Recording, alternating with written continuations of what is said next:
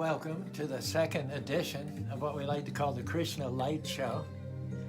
We came on a little early to allow people to kind of join.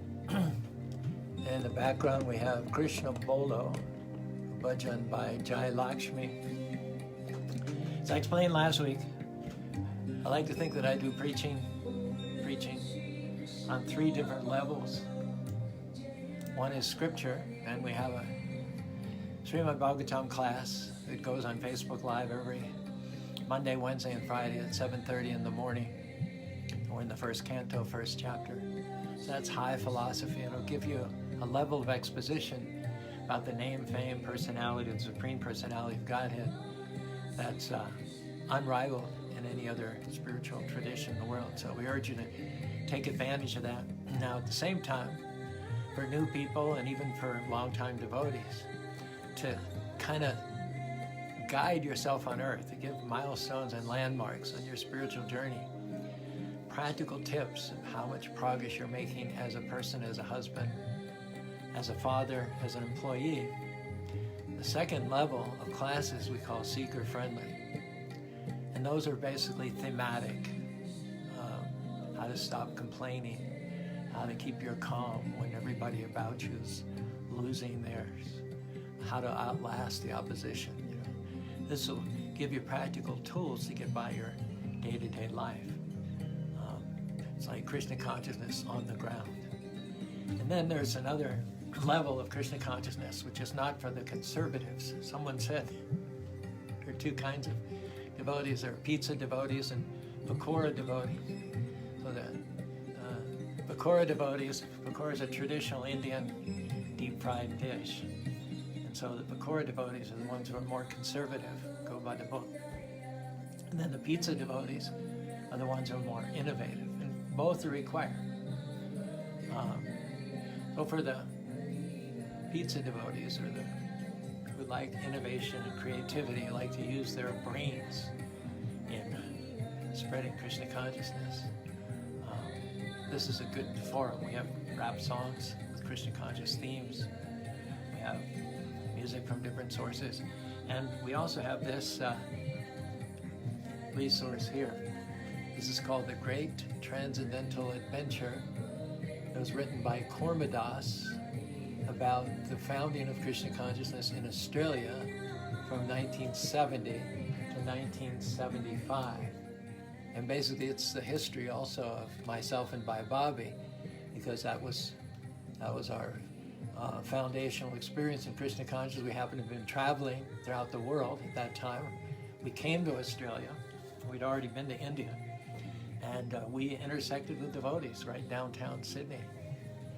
And got involved on a ground level and didn't feel right about continuing our travels and leaving Australia until everything was established there. And so although we came on 1-month visas in early 1970, we ended up not leaving until 1975, 5 years later. So the story of Krishna consciousness in Australia is narrated by Kormadas, is basically our story. And as we read through it, we'll obviously, it'll trigger a lot of memories. I don't know how well you can see this, but yours truly is right behind Upendra there. I'm the one with hair in the second row there. I think some other pictures here as well. This is Prabhupada arriving at the airport, and then this is yours truly here, Caru. These are all from the early 70s and from a book which is no longer in print called The Great Transcendental Adventure. And this is by Bobby here. So you have to do opposite on the, that's by Bobby there at the time of her initiation in Australia. So we'll read some of these excerpts from this, and it'll also trigger our memories as well. And while we're waiting for a few people to join, I'll just read a paragraph or two here. Upendra Das, a young American disciple of Srila Prabhupada, had until recently been Prabhupada's personal servant. Now, although the president of Seattle Temple, he again hankered after Prabhupada's personal association. He was depressed and had written asking Prabhupada's permission to resume his former service. So Upendra came back to resume his service as Prabhupada's personal servant. And Prabhupada agreed on the condition that Upendra find a suitable replacement. He found one in the form of Nanda Kumar, and then he soon happily took up his former service. So what happened was how Krishna consciousness got started, or how the first missionary went to Australia, is explained in this little episode here. One day in early January 1970, Upendra entered Prabhupada's room in his small rented house in the outskirts of Beverly Hills. Upendra's mail had been redirected to Los Angeles, and it was the contents of one particular letter that had moved him to approach Prabhupada that day. Upendra bowed down and stood before Prabhupada. And these are Upendra's personal words here. I had received a letter from Bali Martin, a devotee whom I had never met. He was from New York and I was from the West Coast. He had sent out letters to the temple presidents asking if they had anyone spare in their temple to help him in Australia. Apparently his visa application had been lodged and he was ready to go. Since I was no longer the president of Seattle, I went to Prabhupada to ask what to do with the letter. So the letter came to Seattle. It routinely went to all the temples in America. And Upendra had brought the letter from Seattle to Los Angeles to make Prabhupada aware of the contents. Now he continues here. I guess Krishna must have really covered my intelligence because I said, Srila Prabhupada, I have a letter here from Bali Martin. He wants a devotee to go to Australia with him. Can you suggest someone? I handed Srila Prabhupada the letter and stood there as Prabhupada looked first at the letter and then he looked at me. He kept staring at me. I looked sideways and looked back, but he was still staring. I thought, Krishna, no. Then I voiced my worst fears. No, Prabhupada, not me. Prabhupada smiled and said, yes, you should go. No, I said, half-heartedly. I'm serving you here. I'm doing your cooking, your massage, cleaning your room. But Prabhupada cut me off and in a matter-of-fact sort of way said, oh, anyone can be my servant, but preaching is something special. Besides, you are doing better service in Seattle. Taking care of my body is not such an important thing. So practically, without speaking a word, just by looking at me, Prabhupada chose me to go to Australia. And that's significant to me because Upendra was the first devotee I met in downtown Sydney. And he made me a devotee. He had 3 talents. One was preaching. He gave great talks. The other was he was a great Mridanga harmonium player and bhajan kirtan singer.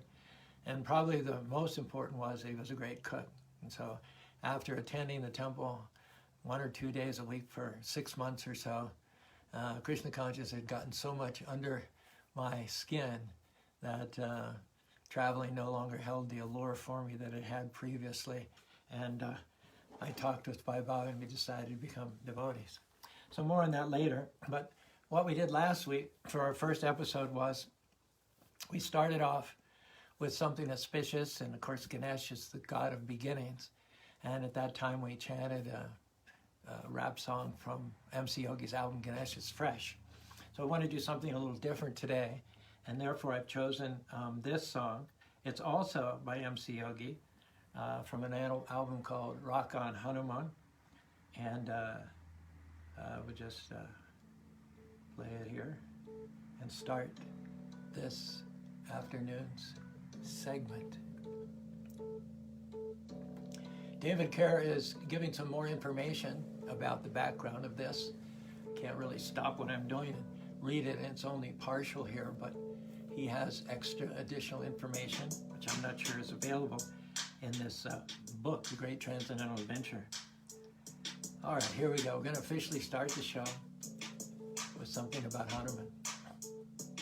Hanuman Ji, son of the wind, lord of the monkeys, Rama's best friend. You eliminate illusion and you destroy all sin, and you're known as Shiva's incarnation. Champion of truth with the thunderbolt body, the mighty monkey god who embodies bhakti. You're the breath of Shakti, and you achieve victory like the movie Rocky. You carry a club to smash the thugs. You're the perfect servant, the face of grace, and your heart is pure. You make the whole demon race tremble when you roar. In the service of the Lord, you're the demon destroyer, also known as the mighty monkey warrior. Your compassion in action, devotion in motion, with the strength to leap the length of the ocean. Hanuman Ji, you have the power. Make yourself small as a cat, tall as a tower. You devour lust, ignorance, envy, and greed. You succeed and never cower in the hour of need. You left Lanka to reassure Sita. Don't worry about a thing, because Rama's going to free you. You burned down Lanka when your tail was on fire, and to serve Lord Rama is your only desire. When Ram's little brother was about to die, without a second thought you began to fly, searching for a cure high in the Himalayas. And when you weren't sure which herb to take him, homie, you brought the whole mountain back with one hand. That's why, Hanuman, you're Rama's best friend. You embody bhakti, the yoga of love. That's why Ram gave you a great big old hug. You're the mighty monkey warrior of the epic Ramayana, repeating Ram's names, the holy Ram Nam, singing kirtan with the cymbals in your hand, going on and on like a one-man band, singing Jai Ram, Si Ram, Jai Jai Ram, rocking on and on till the break of dawn, singing Jai Ram, Si Ram, Jai Jai Ram, rocking on and on until the break of dawn, rocking on and on until the break of dawn. One time Hanuman prayed to Lord Ram. He said, Sri Ram, take my life and let it be consecrated to thee. Take my moments and my days, let them flow in ceaseless praise. Take my hands and let them move at the impulse of thy love. Take my feet and let them be swift and beautiful for thee. Take my lips and let them sing, always only for my King. Take my mouth and let it be filled with messages from thee. Take my silver and my gold, not a mite would I withhold. Take my intellect and use every power thou shalt choose. Take my will and make it thine, it shall be no longer mine. Take my heart, it is thy throne, it shall be thy royal throne. Take my love, my Lord, I pour at thy feet its treasure store. Take myself and I will be ever only all for thee. Jai Ram, Si Ram, Jai Jai Ram, rocking on and on until the break of dawn. Singing Jai Ram, Si Ram, Jai Jai Ram, rocking on and on till the break of dawn.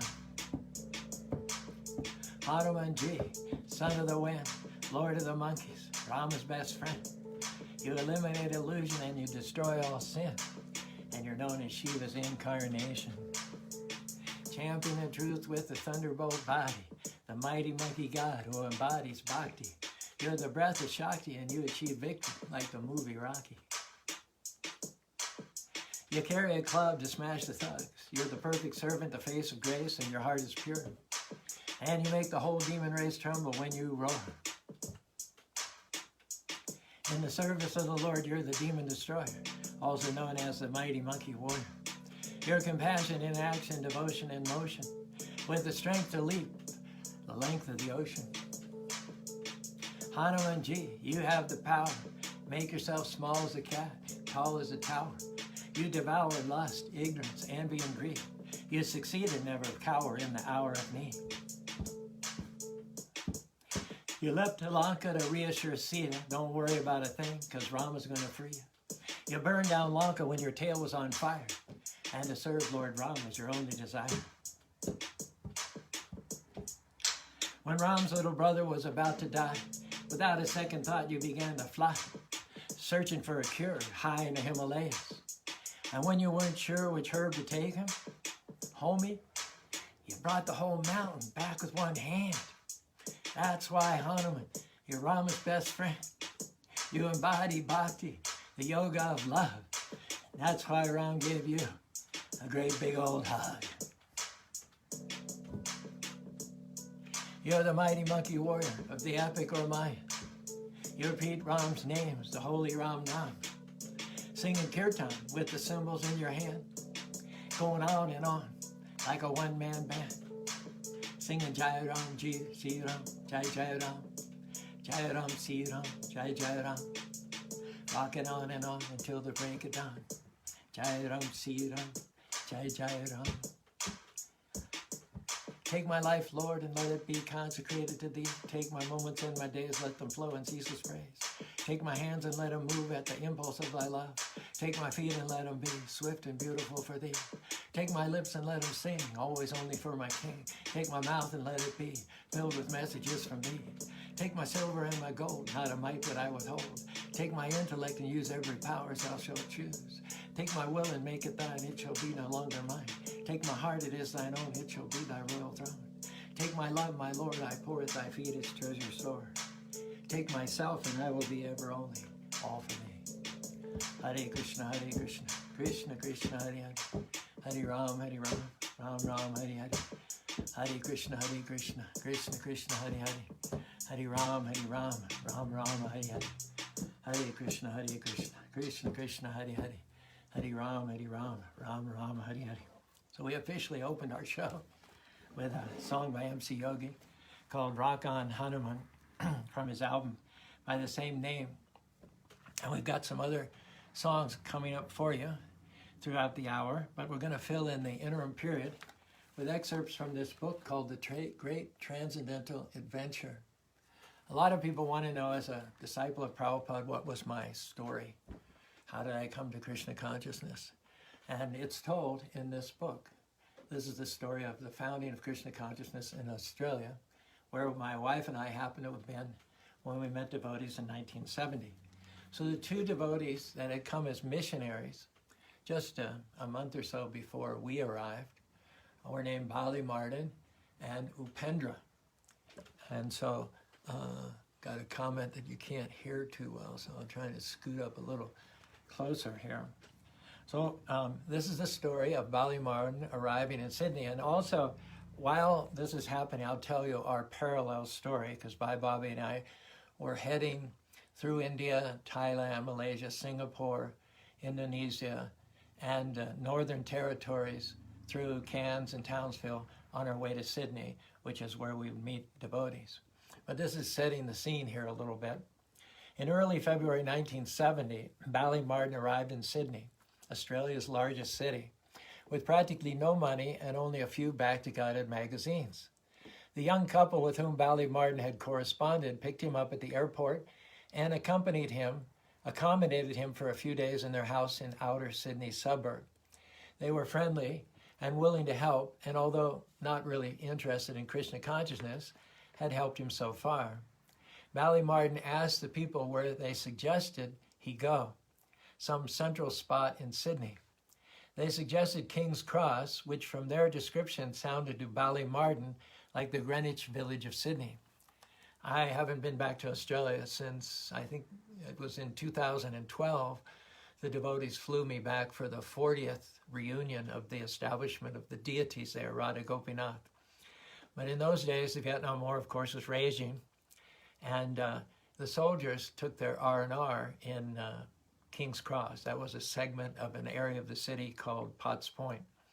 So particularly on weekends, the place was teeming with soldiers, and that's where the temple was. So it was very strategically located. You had only a few blocks to walk, and you would be right there on the main concourse of King's Cross with people, soldiers, and other tourists and visitors from all over the world. And so that's where we'd go to distribute books and incense. And also just down the street from there, there was a theater where Hair was playing. It played there every night for more than a year. And so at a certain time, when people would be arriving for the performance of Hair, we would be there to greet them on the way in and then on the way out as well. King's Cross was a very, very strategic. It's a very, very good location. So next day, Bali Martin moved to King's Cross, where he found a cheap room and stayed for a week to become familiar with the area. Having distributed the few Back to Godhead magazines that he had brought with him from Japan, Bali Martin, on an off chance, contacted Macmillan Books in North Sydney and found that they had a stock of Srila Prabhupada's Bhagavad Gitas. The Macmillan Company had recently finished printing 1,500 hardback copies of the Gita and 35,000 paperback copies. Although Macmillan had abridged the original Gita manuscript more than 50%, Prabhupada still considered a victory, the first authorized Parampara edition of the Bhagavad Gita in the West. He had said Bali Martin purchased all that the Sydney branch of Macmillan had in stock and started to distribute them. He was confident that they were a powerful tool for spreading Lord Krishna's teachings throughout Australia. So I just happen to have a song here about the Bhagavad Gita. It's kind of a consolidated, concise, rap version of the Bhagavad Gita, and I might be able to share it with you right here at this point in time. Let me just cue it up here. All right.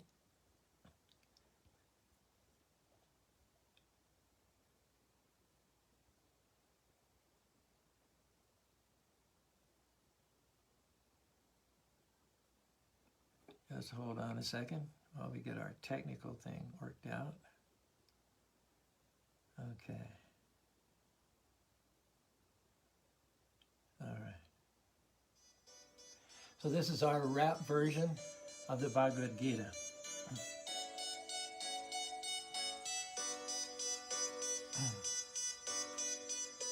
And it's based on Kalakanta's book called The Rap of God. About 50% him, and I reworked everything, so 50-50. In the Bhagavad Gita, Song of the Supreme, Krishna streamed to his team member Arjuna, the cream of all the devotees. Arjuna, the things you do every day, the gifts you give, and every tasty veggie dish, offer them to me with love and see your soul enriched. Cup of water makes me smile, though I could drink the ocean. Flower, fruit, or leaf are fine if they're offered in devotion. Keeping me in the center, your karma will never interfere. Why? Because loving devotional service is the dharma of the spiritual atmosphere. I don't play any favorites. Everybody gets what they desire. So if someone longs for me in bhakti, I'm naturally inspired. Even if you mess up a time or two, I won't make any complaint. Just rise up again. You can still shine like a saint. The undiluted souls, Mahatmas, know reality. Feeling my protection, the flow of their affection comes to me. They sing my sacred names with voices sweet, stake their rightful claims at my lotus feet. I see, maintain, and shelter all. I am the seed of everything. I am everyone's best friend. I'm the beginning, the middle, and the end. Arjuna, tell the people boldly, Krishna's devotee never dies. Men and women, high and lowly, everybody's equal in my eyes. Anybody who comes to me will never be denied. Bhakti Yoga will set you free. Success is guaranteed. Think of me, become my devotee, and you will live with me eternally. And these are some of the Bhagavad Gita verses. Patram pushram palam tayam yome bhakti priya tarishnama paryatam shname paryatatmanam yad karosi yad ishnosi yas jahosi dadasi yad yad tabasasi kantiya tad karusham larpanam sarva dharma prikyaga mame kam saranam bhaja hom tam sarva papya mokshisi masujaham Yatra Yogeshwara Krishna Yata Partha Danudara Yata Striya Vijayabhutir Druvanitir Matamama Api Chetsara Charo Bhajate Mamananda Sadareva Samantya Samyag Vivasto Isa Janma Karma Medivyam Evam Yo Vyakti Yakira Chakpadeham Pranar Janma Neti Mameti Sarjana Sri Krishna, your pure charisma, your flute playing is so intoxicating. Singing your song down in Vrindavan, pleasing the gopis and all the devotees, and chanting the bhakti yogis. In a trance you dance the divine romance of Rasa Lita with Radharani. In the Bhagavad Gita you teach us bhakti. Your divine pastimes are so sublime, they fill the heart and refresh the mind. Just like the monsoon gives relief from the lingering heat. You lifted a mountain with your little finger. You're the sweet butter thief known as Baby Gopal, the killer of Kamsa, the lover of Radha. Your complexion is dark blue like the ocean.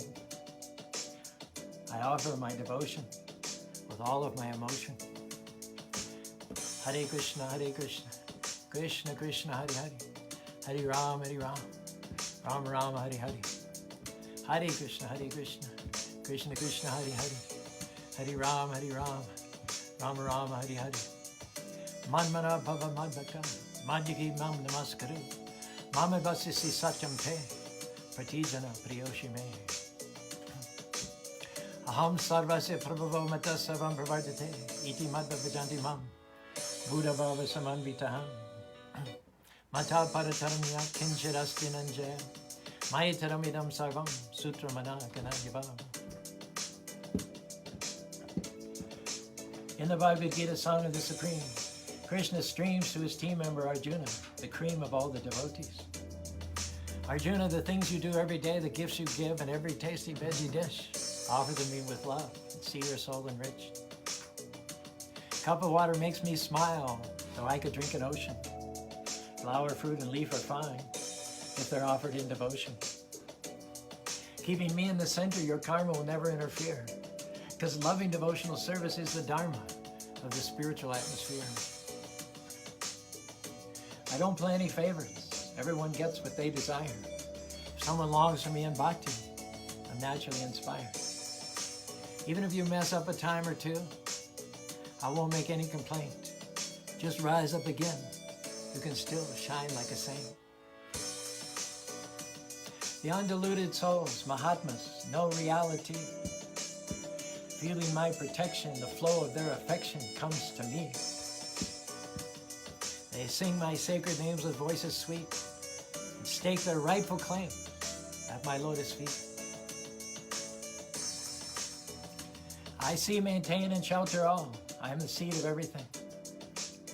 I'm everyone's best friend, the beginning, the middle, and the end. Arjuna, tell the people boldly, Krishna's devotee never dies. Men and women, high and lowly, everybody's equal in my eyes. Anybody who comes to me will never be denied. Bhakti Yoga will set you free. Success is guaranteed. Think of me, become my devotee, and you will live with me eternally. Hare Krishna, Krishna Krishna, Hare Hare, Hare Ram, Ram Ram, Hare Hare. Hare Krishna, Krishna Krishna, Hare Hare, Hare Ram, Ram Ram, Hare Hare. Sri Krishna, your pure charisma, your flute playing is so intoxicating. Singing your song down in Vrindavan, pleasing the gopis and all the devotees, and chanting all the bhakti yogis. In a trance you dance a divine romance of Rasa Lita with Radharani. In the Bhagavad Gita you teach us bhakti. Your divine pastimes are so sublime, they refresh the heart and fill the mind, just like the monsoon gives relief from the lingering heat. You lifted them out with your little finger. You're the sweet butter thief known as Baby Gopal, the killer of Kamsa, the lover of Radha. Your complexion's dark blue, just like the ocean. I offer my devotion with all of my emotion. Patram pushpam phalam tayam yome bhakti parashiti tarishnama paryatam shnami paryatatmanam yad karosi yadishnasi yazdahosi dasi yadabashasi hati tad karishme varupanam. Thank you very much. That was our own version of the Bhagavad Gita. I've got my Bobby here, who's my co-partner in crime back there in Australia, and she's going to sit in here and read a segment from this book called The Greatest Transcendental Adventure written by Korma, which tells the story of Krishna consciousness in Australia. Let me give her the seat here. And feel free to reminisce. Yeah? Yeah. Hi, everybody. Reading from this novel idea. In ordering Srila Prabhupada to carry the message of Lord Chaitanya to the Western countries, Srila Bhaktisiddhanta Goswami had not specifically mentioned Australia. Yet Prabhupada knew the desperate need for spreading Krishna consciousness everywhere. Human life, Prabhupada said, was awarded to a living entity so that he could realize his spiritual identity and his permanent source of happiness. In Australia, like in other Western countries, people labored hard, dedicated to the illusion of material happiness. Prabhupada was convinced that, as it had been for the Americans, the power of God's holy name would cleanse away desire for material enjoyment from the hearts of the Australians and awaken them to their real identity as loving servants of Krishna. The fact that Srila Prabhupada had sent only one devotee to Sydney was not without precedent. Prabhupada had already opened many branches by sending a sole person to a particular city. Quote, "We do not require more men to start. If there is one sincere soul, that is sufficient to start a new center." Srila Prabhupada had spent his entire first year in America alone, or so it appeared. Quote, "I was seemingly alone for a whole year, but I never felt alone. I always felt the presence of my Guru Maharaj. A Vaishnava," he said, "is never alone." Bali Mardan remembered how Srila Prabhupada, in his early days in America, had sat down in Tompkins Square Park in New York and chanted. So with a single mridanga, Bali Mardan sat down in El Alamein Park in the middle of King's Cross, Sydney, and began to chant, Hare Krishna, Krishna Krishna, Hare Hare, Hare Rama, Rama Rama, Hare Hare. The Australians that walked by, some eyeing Bali Mardan suspiciously, others incredulously, perhaps could not imagine the auspiciousness of the event. Here, for the first time, a humble Vaishnava preacher was helping spread the powerful chanting of the holy names of Krishna. Even without their knowing, the people were participating and being benefited just by hearing the sound vibration. The 60s had ended just weeks before. With the 70s had come potent spiritual life for Sydney. One day, a hippie couple who stopped by to hear the chanting told Bali Mardan of an abandoned house in a nearby inner city, Woolloomooloo. He quickly moved there to save paying rent. A few weeks later, on the 17th of February 1970, Upendra arrived at Sydney's International Airport. Exiting from a strict customs check, his eyes searched through the jostling noisy crowds in the arrival lobby, looking for Bali Mardan, whom he had never met. He thought he heard a mridanga amongst the uproar. Yes, he did, and there was Bali Mardan. Here's a quote from Upendra. "I was quite surprised when I saw him. He was lanky, a bead bag around his neck, and wearing thick, rimless glasses. He wore a Prabhupada hat, which covered half his forehead, the straps hanging down over his 3-day beard. He appeared unappealing to my eyes, rather like an ascetic, with a wrinkled kurta over similarly wrinkled jeans. I was expecting a little bit more, but at least the kirtan was heartwarming." Bali Mardan helped Upendra with his bags and the two walked out of the terminal building, greeted by a blast of hot Sydney summer air. Sydney had been experiencing a heat wave conditions, and temperatures were still soaring over 40 degrees and above. An early model Holden taxi waited out the front. Balimadan tapped on the window, and a bleary-eyed, similarly disheveled man awoke and slowly emerged from the back seat. Upendra spoke. As we drove towards the city, Balimadan introduced me to our red-eyed driver. He was Noel, a young, simple man who drove a taxi and was coming around and chanting a bit and helping out by donating some of his taxi earnings to the temple. I don't know what I imagined the temple to look like, but we soon arrived. Outside an abandoned house, it had no electricity, no hot water, cockroaches as big as skateboards. It wasn't very clean, and the wind blew through the broken panes of glass. My bed was covered with sheets of newspaper. I just cried and cried. We were living in the squats. The next few days were difficult ones for Upendra, who had a hard time adjusting. How can we live like this? He asked Balimadan. Well, replied Balimadan, we have practically no money. We're saving up rent for a new place. Not long after, Balimadan located a small house in Potts Point, a suburb directly adjoining King's Cross.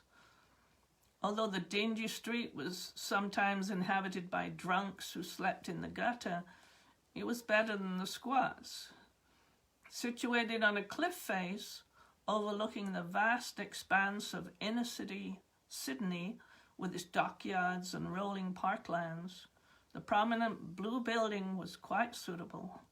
It had a sunny compound, a few rooms, one with a veranda. The two young men wondered how they could afford it. Then Upendra remembered Gargamuni's loan, and the money was soon spent on the new house. Okay? If you have any reminiscences. Oh, I remember. We never saw the squats, but we saw Potts Point. In fact, that was the first place we went to.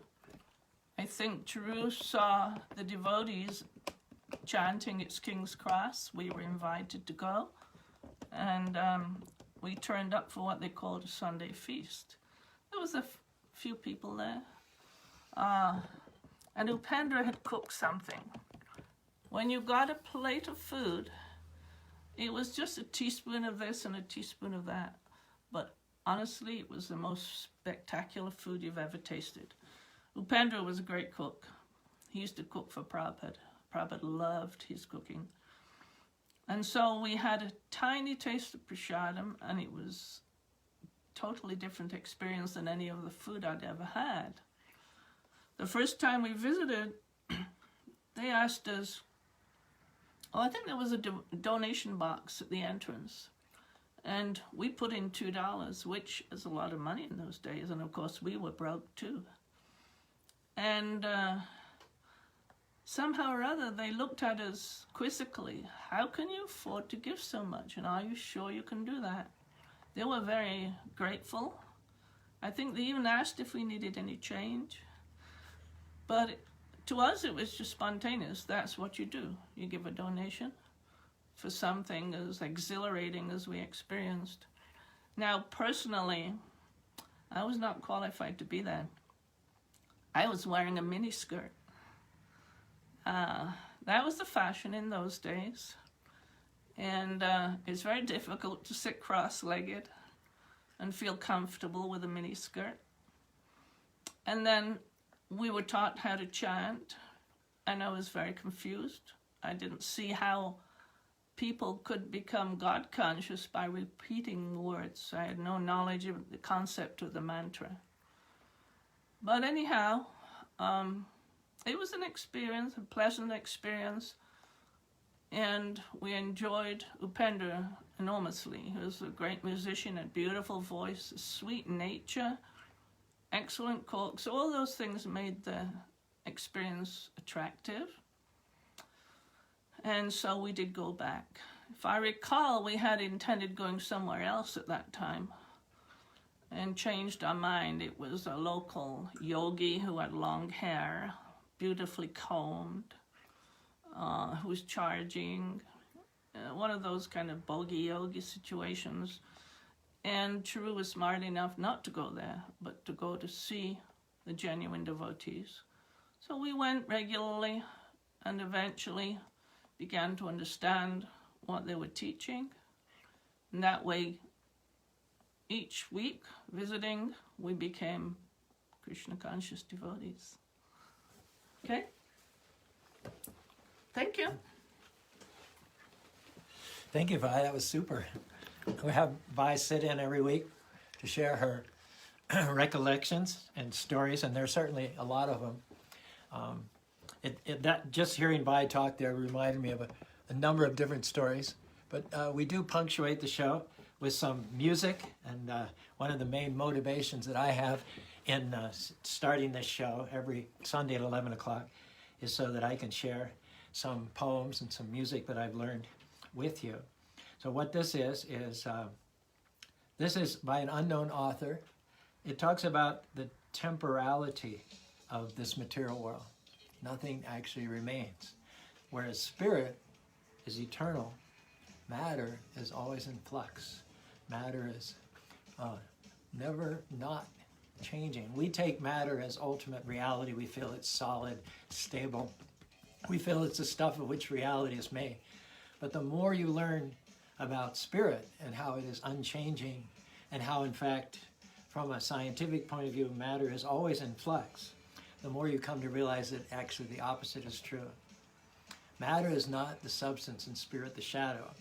Spirit is the substance and matter is the shadow. And so realizing the temporality of this material world is a big component in making spiritual advancement. I've got a couple of poems here. The first, as I said, is by an unknown author. And the second was by Shelley, and it's called Ozymandias.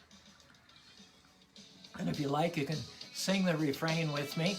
It's going to be, and this too shall pass away. This too shall pass away. Once in India reigned a king, who upon his signet ring engraved a maxim true and wise, if held before the eyes, gave him counsel at a glance, fit for every change and chance. Solemn words, and these were they: even this will pass away. Even this will pass away. Even this will pass away. Trains of camels through the sands brought them gems from Samarkand. Fleets of galleys through the seas brought them pearls to match with these. But the king counted not his gain. Treasures of the mine are made. What is wealth, the king would say? Even this will pass away. Even this will pass away. Even this will pass away. In the revels of the court, at the zenith of the sport, when the palms of all his guests burned with clapping of his chest, said the king amid his figs and wine, O loving friends of mine, pleasure comes, but not to stay. Even this will pass away. Even this will pass away. Even this will pass away. Fairest lady ever seen, he made his bride and crowned his queen.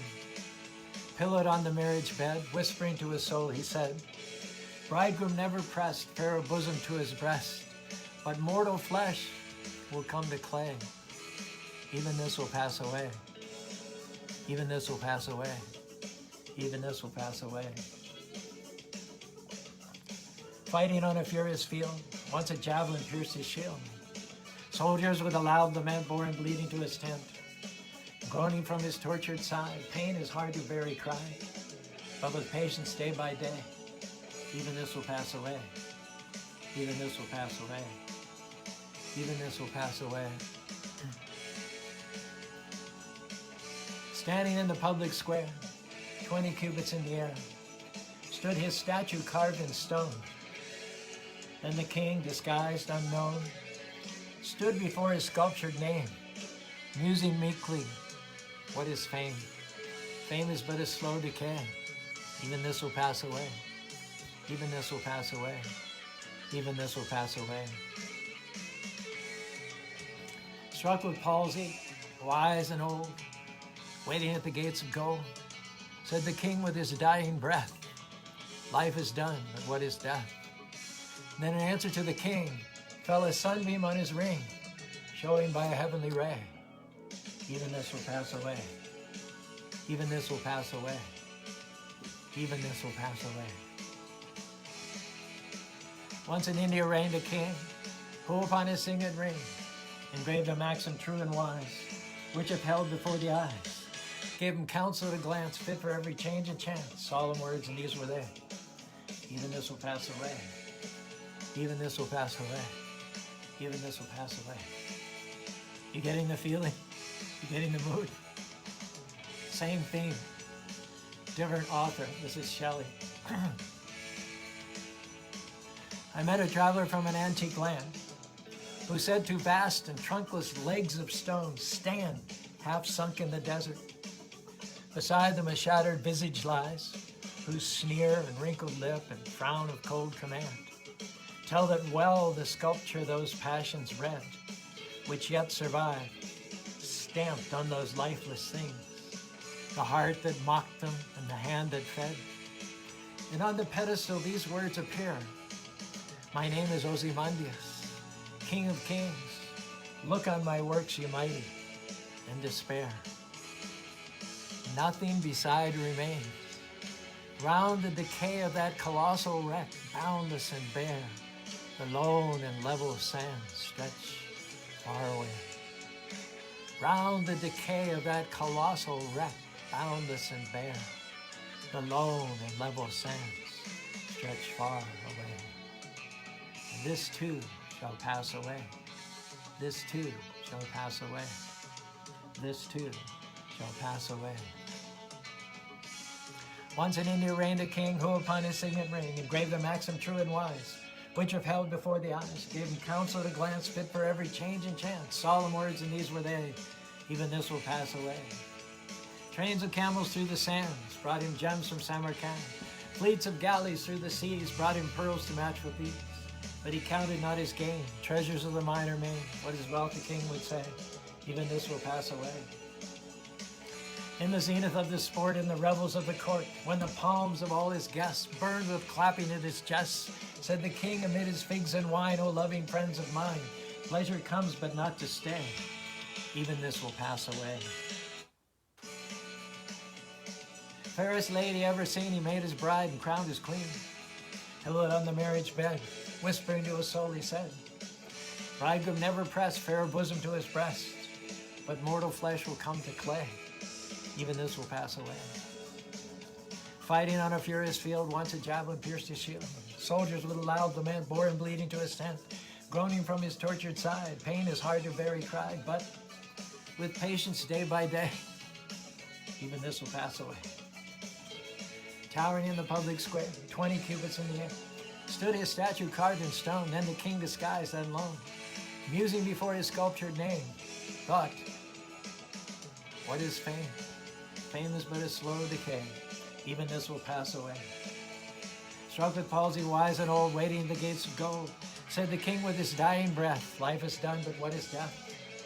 Then answer to the king fell a sunbeam on his ring, showing by a heavenly ray, even this will pass away, even this will pass away, even this will pass away. From the Bhagavad Gita, a few corresponding verses. Mamo Petya Pranarjanma, Dukale Masasvatam, Napnavanti Mahatmaram, Samsirim Paramam Gadim, Yakyap Sariti Tux Tamahum Paravam, Yaprapanarvatiti, Tadama Paramam Mama. Abrahma Bhuvanaloka Purnaravatinarjana, Mama Petya Purnarjanma, Navidyate. Sahasriyuga Paryantamahaya Brahmanoga, Ratanuga Sasam, Teura Hatra Viradanam. Bhuta Grame Sevayam Budva Bhuta Puriyate Ratamagame Sepata, Prabhavanti Haragame. Round beside nothing remains, round the decay of that colossal wreck, boundless and bare, the lone and level sands stretch far away. The lone and level sands stretch far away. Even this will pass away. Even this will pass away. Continuing on here, we're in this house in Potts Point in Sydney that Upendra and Bali Martin had rented. Bobby and I had been to India already in 1969. Both of us had traveled overland from Europe. You could do it in those days. And I spent about 6 weeks in India looking for spiritual knowledge, a guru, a mentor.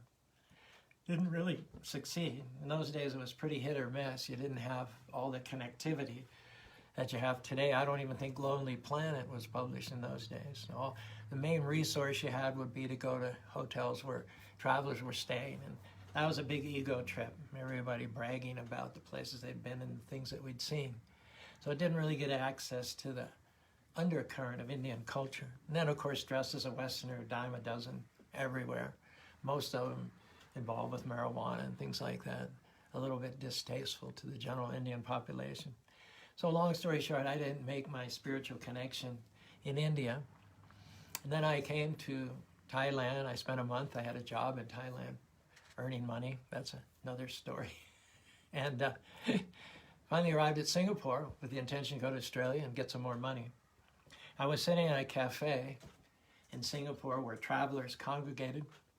It's a big round table, and there were at least a half a dozen males from different countries, Israel, Netherlands, Germany, France, and there was one vacant seat at the table.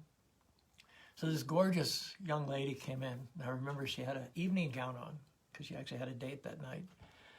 And she had a little Afghan coat as a vest and this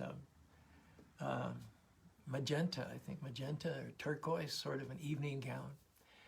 And I wanted her to sit at our table. She was looking around, standing in the entrance, looking around for a place to sit. And I wanted her to sit at our table. So I jumped up and with a flourish, I pulled out the only chair at our table. And she came and graciously accepted the seat. About 20 years later, she didn't say anything at the time, but about 20 years later, she told me that, if we men only had a clue, right? She told me that her first thought when I pulled the chair up for her, and the other guys were just sitting like lumps on a log, like bumps on a log. She said, he'd make a good husband. So having made her acquaintance, she told me her idea to get to Australia was to hitch a ride on a freighter, which is a pretty novel concept. And she wanted to know if I would accompany her. We identified a clubhouse in Singapore there where a lot of ship captains used to congregate, but she didn't want to go alone. So I agreed to accompany her. And we went in. There were no security like there is nowadays. We pretty much just walked in. There wasn't even a doorman or anyone to challenge us. And we asked someone, are there any ship's captains who are bound for Darwin, Northern Australia? And we were told there was a Norwegian captain there. And we went, we introduced ourselves to him, and we explained that the young lady would like to hitch a ride on his boat. And he immediately agreed. It had to be official some or other. So he said, we'll put you on the roster as an unpaid assistant purser. And he said, show up at a certain dock 2 or 3 days hence, and we'll take you to Australia. So she had her ride to Australia. And I was tight with a rock band. These guys were from Surabaya in Indonesia, so the plan was that when their gig was over in Singapore, I would go to their home with them and spend some time with them before moving on to Bali and Portuguese Timor. And myself, my destination was Darwin as well. So I left to go on her trip, and I was on this boat from Singapore to Jakarta. It was a small charter boat by these young fellows who were quite wealthy. It turned out that their home in Surabaya was nothing less than a huge mansion.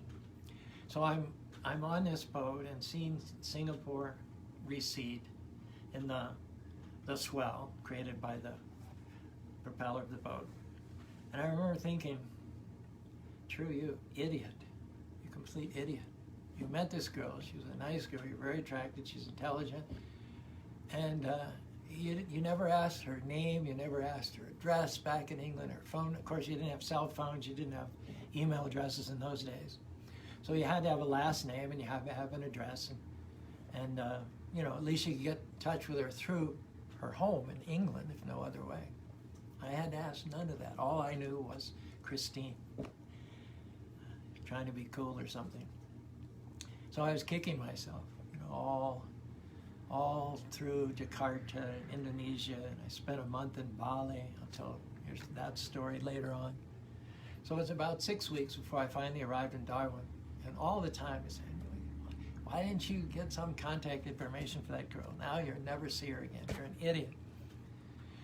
Darwin at that time wasn't a place you wouldn't stay, not even overnight. So I was going from the airport, such as it was, to the bus station to go south or actually you have to go south and you have to go east to Cairns, down the coast. And as I'm walking, I'd been in Darwin about an hour. I was probably going to be gone within an hour. I was walking along the street where I was told the bus station was, and I heard this, "Hello there." And I looked over, and sitting under an umbrella with a cool drink was Christine, this girl. So I made a promise to myself.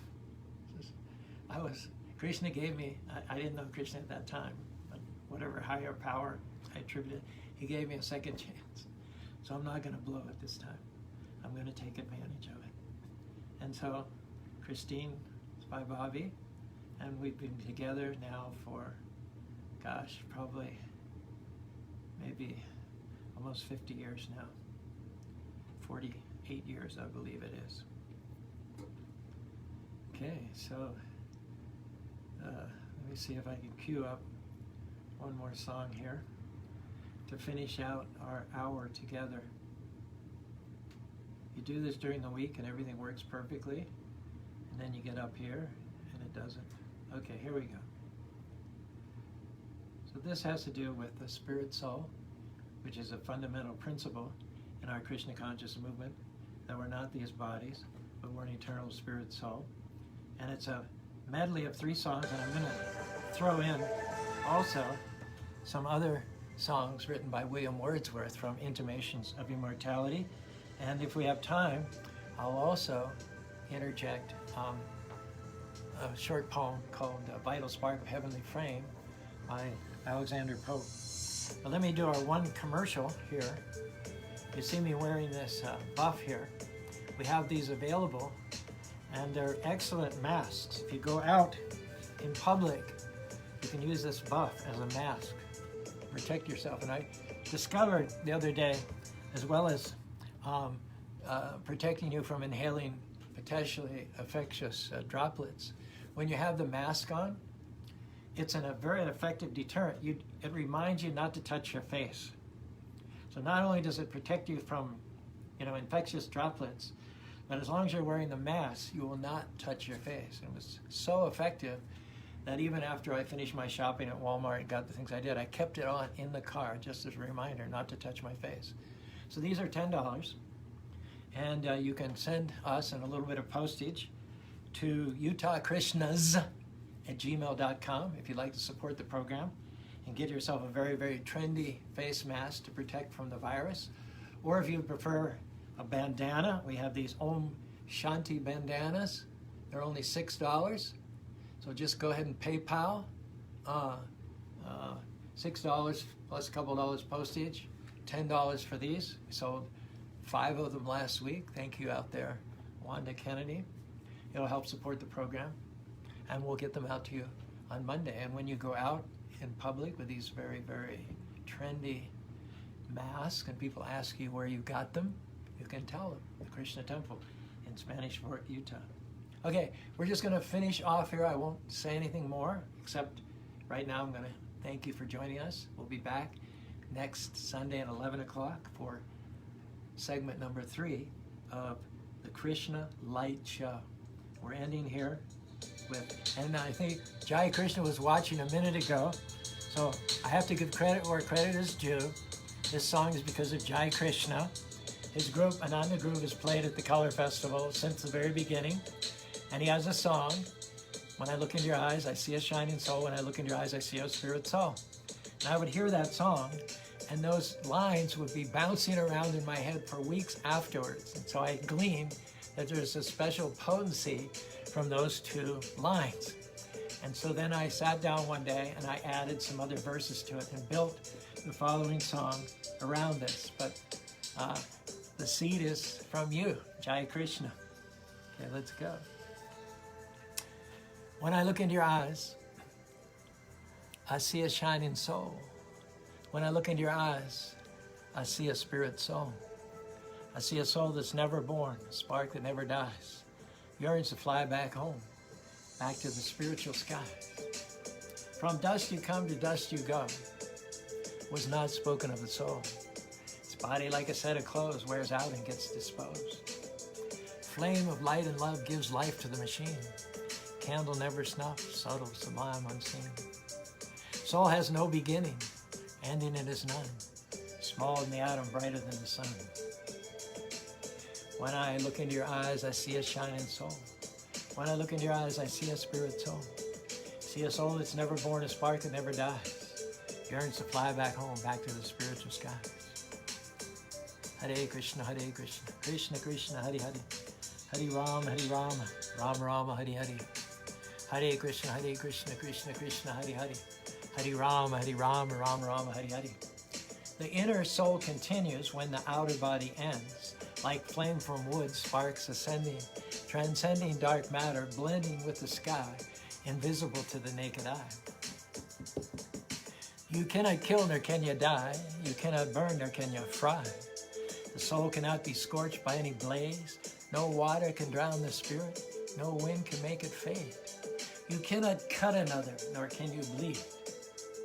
The soul is eternal, unborn, a seed, indivisible, indestructible, forever free from birth, death, old age, and disease. Yet howsoever turned or tossed, the soul can never itself exhaust. Seated in the heart, beating its drum, powering everyone, brighter than the sun, the soul's superior force lives on and runs its endless course in God's unlimited universe. Hare Krishna, Krishna Krishna, Hare Hare. Hare Rama, Rama Rama, Hare Hare. Hare Krishna, Krishna Krishna, Hare Hare. Hare Rama, Rama Rama, Hare Hare.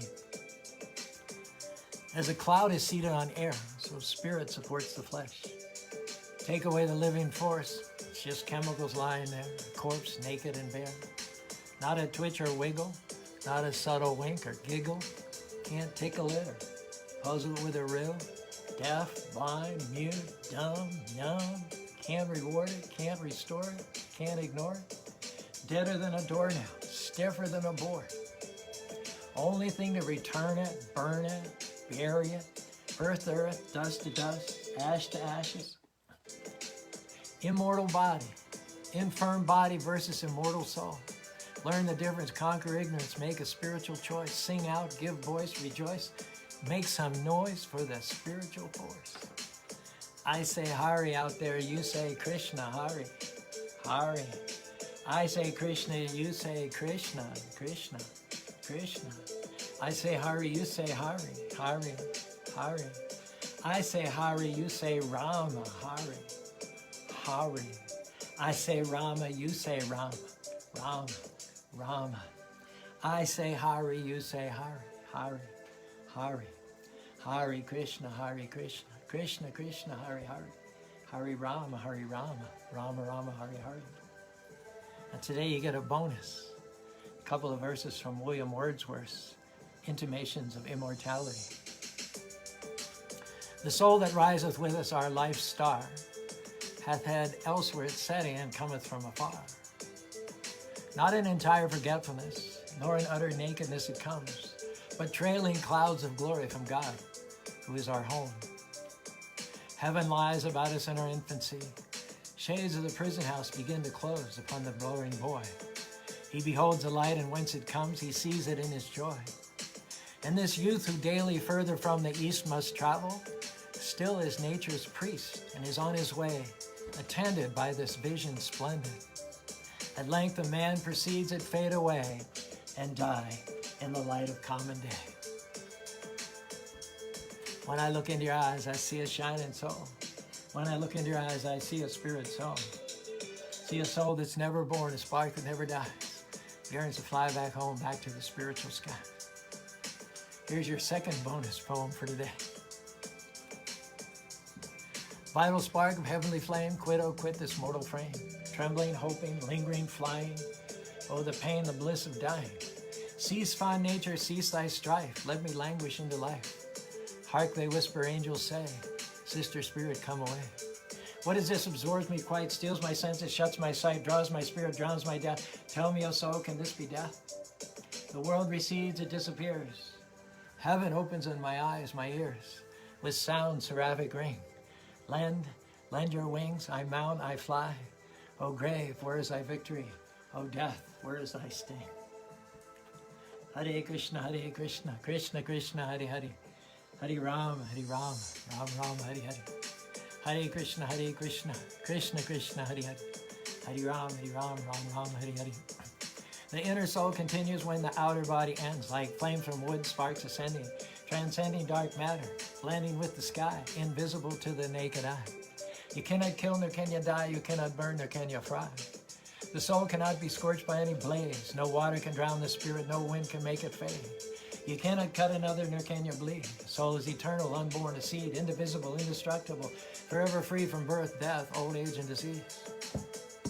Yet howsoever turned or tossed, the soul can never itself exhaust. Seated in the heart, beating its drum, powering everyone, brighter than the sun, the soul's superior force lives on and runs its endless course in God's unlimited universes. Hare Krishna, Krishna Krishna, Hare Hare. Hare Ram, Ram Ram, Hare Hare.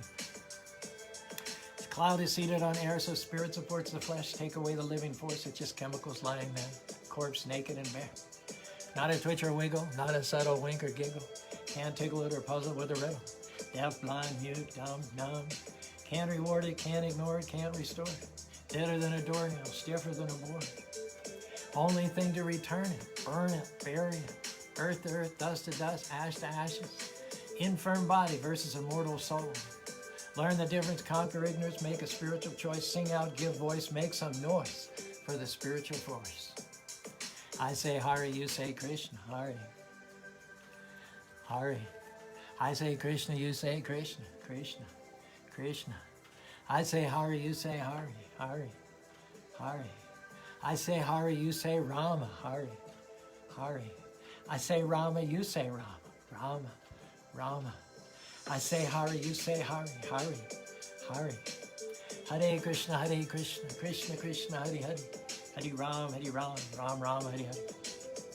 We'll just finish up here with some verses from the Bhagavad Gita about the eternality of the soul. Dehi noshmin yata dehi komaram yovaram jara teta derantara praptiya dirasata namoyate. Avinasi tutan vidi yenisavavidam tutam sham kamanam tamavyacha siddhim vedanti manavaham. Nenam chindanti sastani nenam darati nechenam kledianti nasasayati marataham. Vasamsi dirnani yata vihaya navani grinati narupani tata sarirani vihane nijanyati samyati navani dehi. Najayate mediate vakaracham nayam bhutpada bhutaya joni jo sastrato yamparano nahanyate hanyamare sirere. Mahatma nastu mam bharta devam prakati vajanti ananima vyapa bhutidam abhyam. Hare Krishna, Krishna Krishna, Hare Hare. Hare Ram, Ram Ram, Hare Hare. So thanks for being with us for the Krishna Lite Show, segment week number 2. We hope to be back with you next week. Give us your comments, your likes, and your suggestions as well. We'll be glad to incorporate them as we move forward with this fun Sunday morning, Sunday afternoon show. See you next time. Hare Krishna.